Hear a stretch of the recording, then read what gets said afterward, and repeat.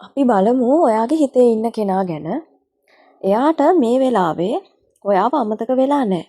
එයා නිහඬව හිටියට තනියෙන් ඉන්න වෙලාවට එයාට ඔයාව ගොඩාක් මතක් වෙනවා.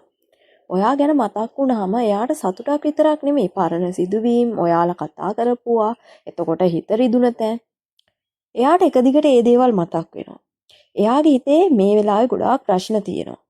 එයාලගේ ගෙදර ප්‍රශ්න, ඒ වගේ සමාජයේ වටපිටාවේ තියෙන ප්‍රශ්න, යාළුවන්ගේ ප්‍රශ්න, ඒ වගේ. ඔයාට කියන්න බැරුව හිතේ තියාගෙන ඉන්න දේවල් ගොඩාක් තියෙනවා.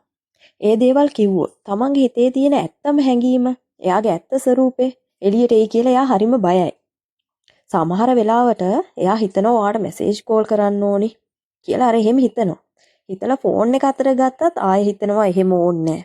මම මොකටද මෙයාට කෝල් කරන්නේ? අන්න ඒ වගේ. මෙයා ඊගෝ එක ටිකක් වැඩි පුද්ගලෙක්. එයාට ඔයාගේ ලැබුණ ඉමෝෂනල් කනෙක්ෂන් එක, ඒ හැඟීම වෙන කෙනෙක්ගෙන් එයා හොයන්න බලනවා. හැබැයි එයාට ඒක හොයාගන්න බැරි වෙලා තියෙනවා. ඒ කියන්නේ ඔයා වගේ කෙනෙක් එයා හොයනවා. නමුත් එයාට මුණ ගැහිලා නැහැ මේ වෙනකම්ම. මේ මොහොතේ එයාට බැඳීමකට වඩා එයාගේ ආර්ථිකය තමයි එයාට ස්ථාවර කරගන්න ඕනි වෙලා තියෙන්නේ. මං හිතනවා මේ රීඩින් එක ඔයාට රෙසිනේට් වෙන්න ඇති කියලා. මේ රීඩින් එකේ රෙසිනේට් පණිඩු විතරක් ගන්න. ඔයාටම කියලා ප්‍රයිවට් රීඩින් එකක් ගන්න ඕනි නම් මට WhatsApp මැසේජ් එකක් දාන්න.